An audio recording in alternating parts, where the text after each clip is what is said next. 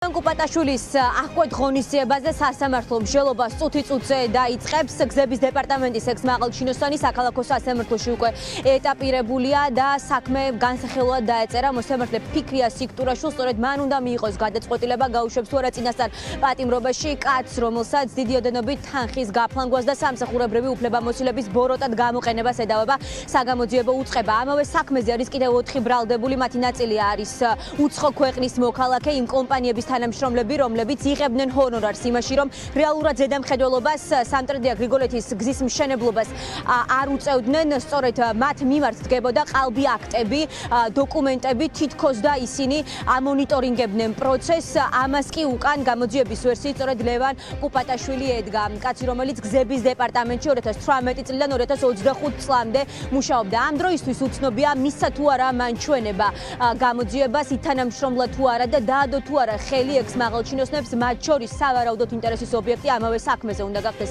ირაკლი ქარსელაძე, მინისტრი, რომელიც სწორედ გზების დეპარტამენტსაც ხელმძღვანელობდა ჯერ კიდევ მაშინ, როდესაც კუპატაშვილი აღნიშნულ თანამდებობაზე დაინიშნა. არსებობს ბევრი კითხვა, მათ შორის ამ საქმის პროკურორთან და პროცესის დასრულების შემდეგ ჩვენ ამ კითხვების დასმის შესაძლებლობა მოგვეცემა, რასაც უკვე ცენტრალურ გამოშვებაში მოგასმენინებთ.